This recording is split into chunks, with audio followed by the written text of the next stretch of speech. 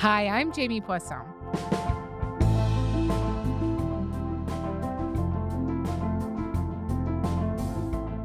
In the last year, the Canadian government has been pouring billions of dollars into the electric vehicle industry.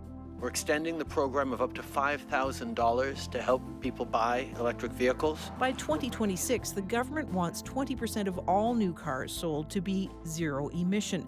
That ramps up to 60% by 2030 and 100% by 2035. It's the size of more than 300 football fields and set to be the site of Canada's newest electric vehicle battery plant. This facility will be able to produce batteries for 1 million electric vehicles a year. Wrapped up in that is the production of aluminum, a strong, lightweight, fully recyclable metal that EV car manufacturers need. In Quebec, aluminum is big business. Rio Tinto, one of the biggest manufacturers of aluminum in the world, has several plants in the Saguenay region. It's often advertised as green aluminum and sometimes called the greenest in the world. But a new investigation from my colleagues at Radio-Canada's Enquête calls that into question, not just in Quebec, but deep in the Amazon too. My colleague Gil Shohat is here to talk about it.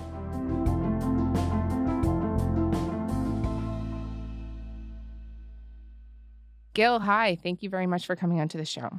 Hi, thanks for having me. So I hinted at it there, but why is aluminum so sought after right now?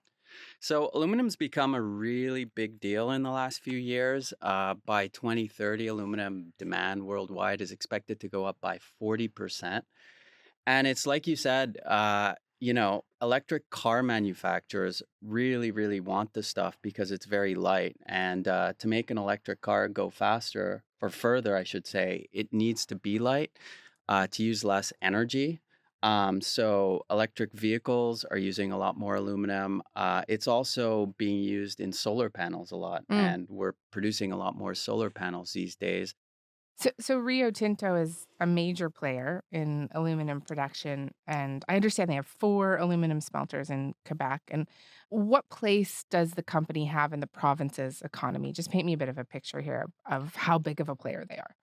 Yeah, I mean, Rio Tinto is a big deal. Like, just to back up for a second, aluminum production is the second biggest industry in Quebec after aerospace. I think it's something like $7.1 billion in exports.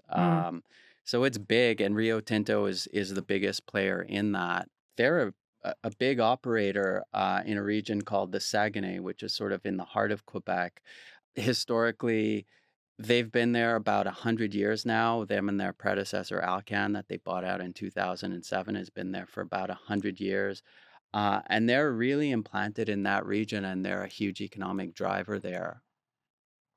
And the company and the province too, I've seen has been pushing this idea of a green aluminum industry in Quebec. And just tell me a little bit more about what it means to be a green aluminum producer and that push more generally.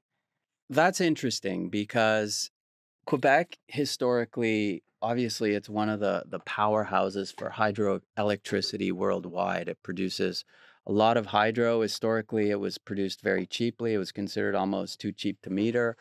And that's part of the reason that the aluminum industry set up shop here. Aluminum is a voracious energy eater. You need a lot of energy to make a ton of aluminum, and hydro is cheap, it's plentiful here, and it's relatively clean. And so the industry has said, especially over the last 15 years or so, they've called it green aluminum, they've called it durable aluminum, because of this hydroelectricity. Compared to places like China, where they use coal to make aluminum, yeah, it is cleaner than using coal for sure.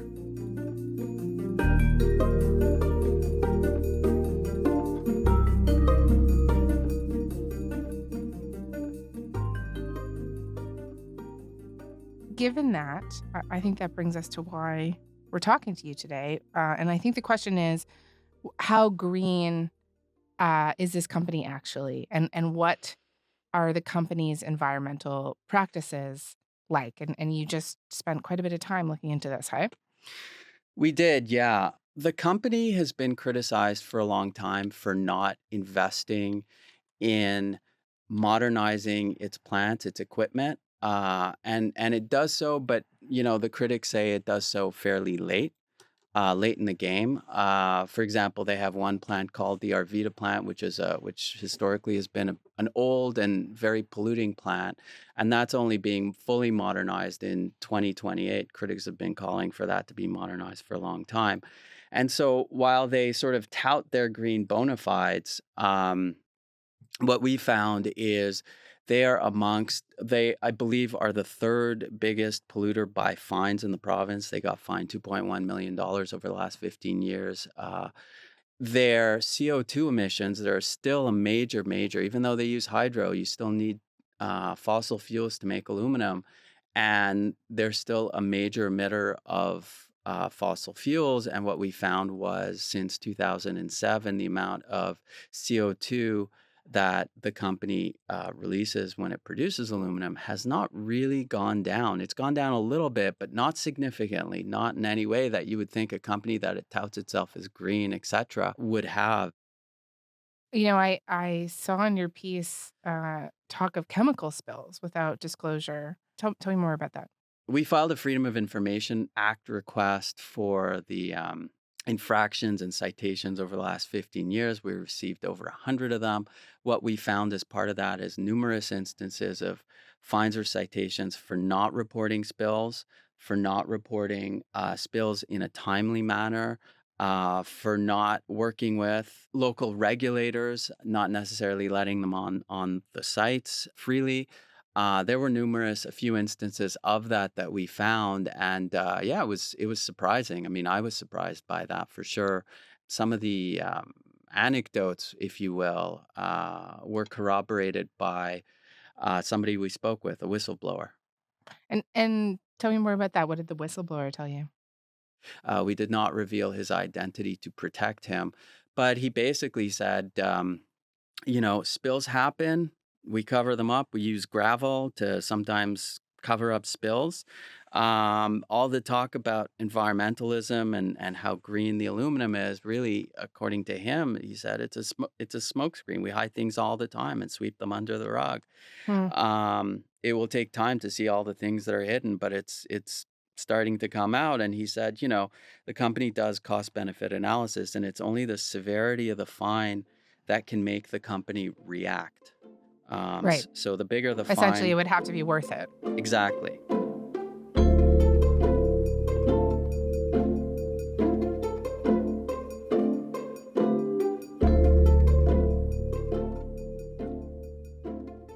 I imagine Rio Tinto has responded to the accusations from this whistleblower and some of the other findings from your reporting. And so what have they had to say about all of this?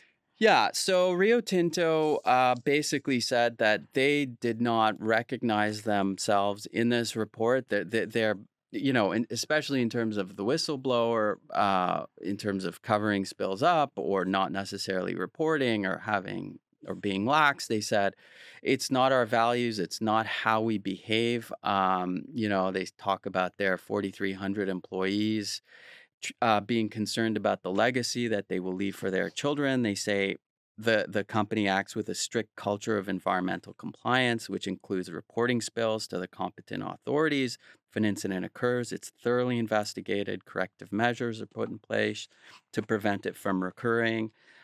And they basically, they deny that this was that laxity or environmental noncompliance plays any part of their culture or their internal way of doing things.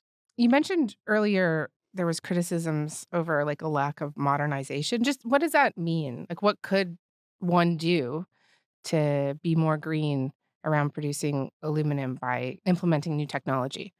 Yeah, there's a technology called AP60 which, without getting into the technical details, emits a lot less CO2 into the atmosphere and is a more sort of efficient way of making aluminum.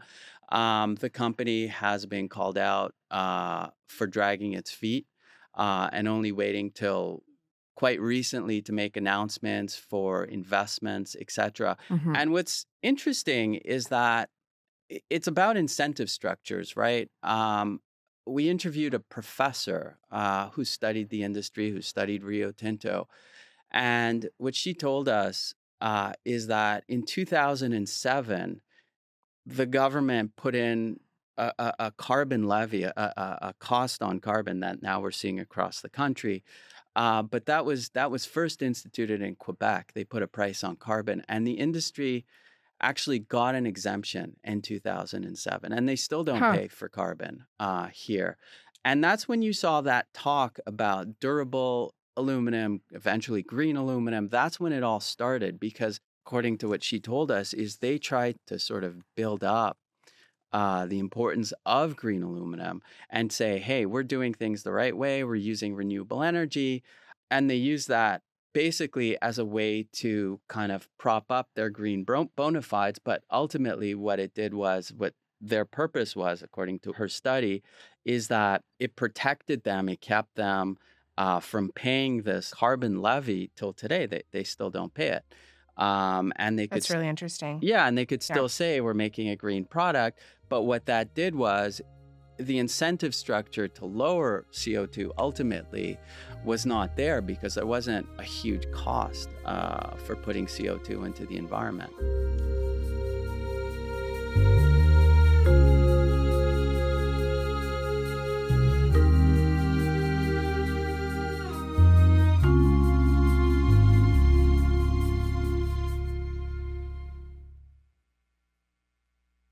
This story actually goes beyond the borders of Quebec. Um, and I know you didn't just look at aluminum production in Quebec. You actually went to a mine in the Amazon that Rio Tinto partially owns, a mine where they get some of their bauxite from. And bauxite ore is the world's main source of aluminum. You need a lot of it to make aluminum, right? And take me to the mine.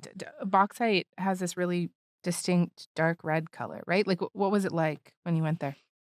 It's quite remote. There's no roads around there. It's all small villages mostly. There's a few towns hours away, but you basically get around by boat. And it's very green, as you can imagine. I mean, this is the Amazon. There's just trees as far as the eye can see, and rivers. But you get to the mine, and the mine MRN actually took us around.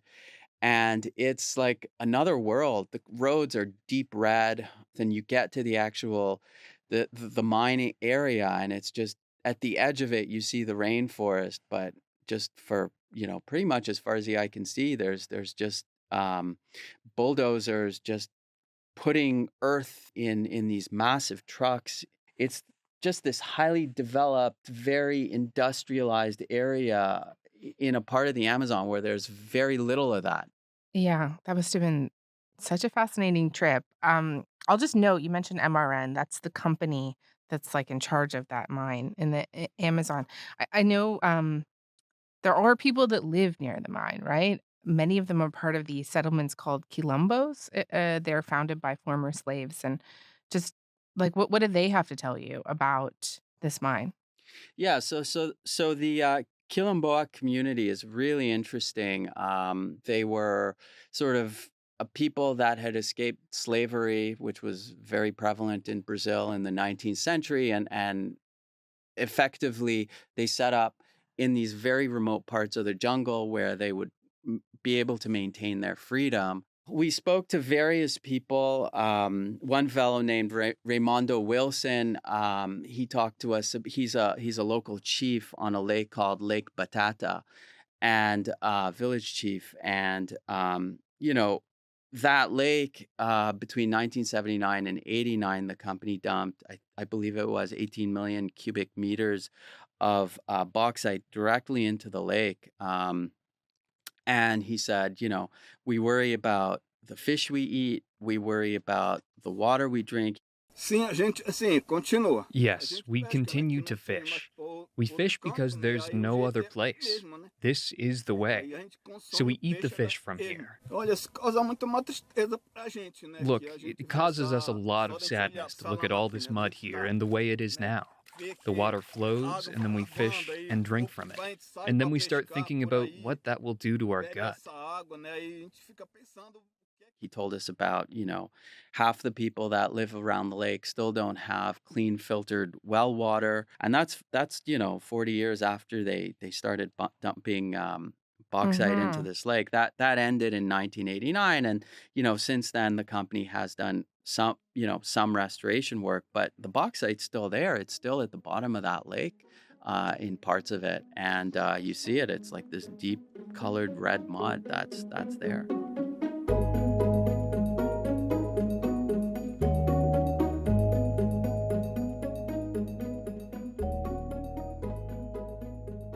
Do we know for sure about the possible or the impact of like bauxite on a person's health?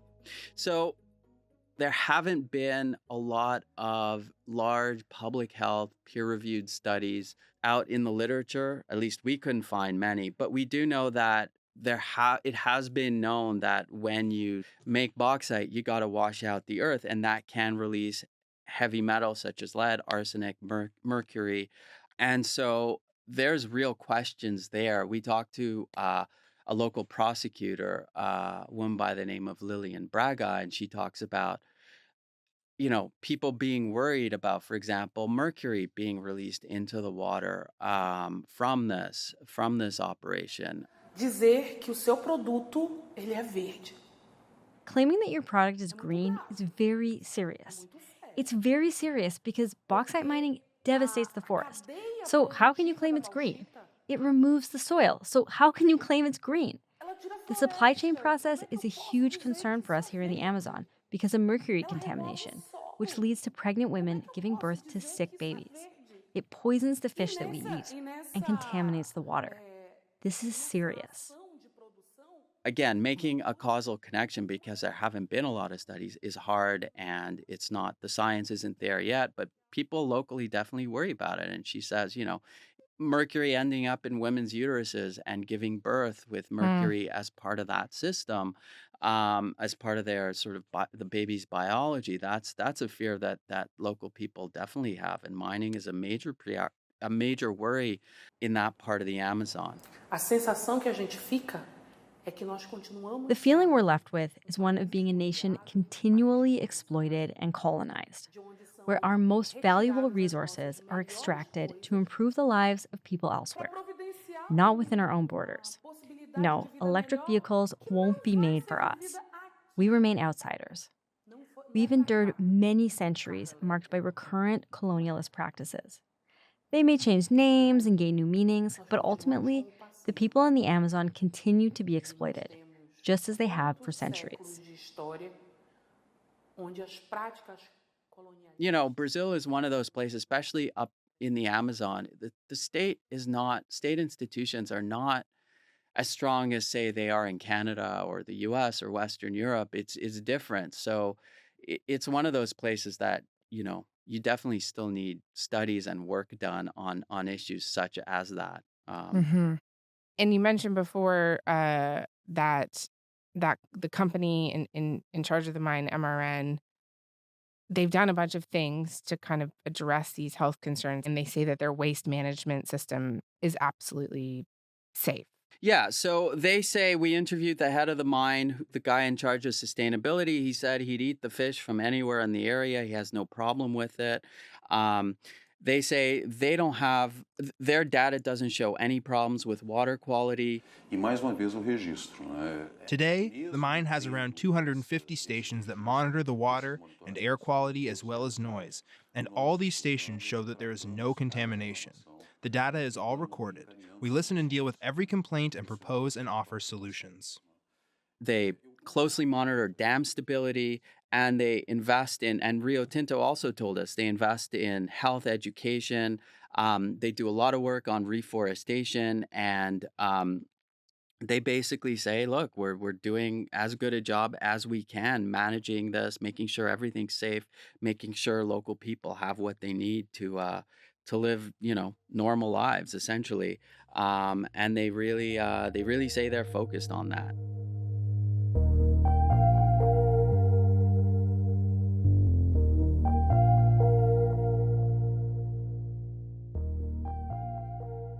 We've been talking about health concerns in the Amazon around this industry, but there are also health concerns in Quebec, right? There's been a lot of pushback from people who live close to those smelters. And just tell me briefly about the kind of concerns that you've heard there. Yeah, so in Quebec, there's been a few high profile cases over the years of, for example, the snow turning red in winter because there was, stuff came out of the smelter that should have been filtered out. And so the snow in the neighborhoods around it turns red. There was an incident years ago of the Saguenay, the big river right next to the industrial site, turning red because there was a leak. And I mean, these are dramatic examples, but basically the people living around the site really worry about all the heavy metals, all the stuff that could potentially go into the air, and that's a real health concern for those people. We're talking about cadmium, mercury, lead, arsenic, nickel, silver, cobalt, manganese, strontium, and uranium. I've skipped a few. There are 14 substances in total. So how do you expect us to not be worried about what's in there? Listening to you today, I can't help but think that there's a real disconnect here, right? Like, on the one hand, you have this industry that is growing largely because of electric vehicles and, to a lesser extent, solar panels. And it's, billed as a key part of achieving Canada's climate goals. It's billed as green and forward thinking. And then, you hear these stories about the people who are affected and the environment that is being impacted. And it's hard to kind of reconcile these two things. And how do you see it? Yeah, I mean, for me, it's really a question of, are we creating to build a green economy? Are we creating sacrifice zones in various places, be it in Quebec, be it in the Amazon, um, to make this green economy go? I mean, I just think we need to be conscious of the fact that there's a cost to everything. Even making something green, there's a cost to it, and we need to spend the money to make it as least impactful on the local people, on the environment as we can. Rio Tinto and MRN say they're doing that, say they've changed their ways, say they've improved the way they're doing things in the last few years. But, it's one of those things where time will tell. Is this actually going to be green from start to finish? From the moment the bauxite comes out of the ground to the tinfoil you use or the electric car that you drive, will it be that way? Because right now there are no laws that say that, in Canada at least, that say that the entire supply chain has to be green in order for you to call something green and ecological. Gil, this was really interesting. Thank you so much for coming by. It was great. Thanks for having me.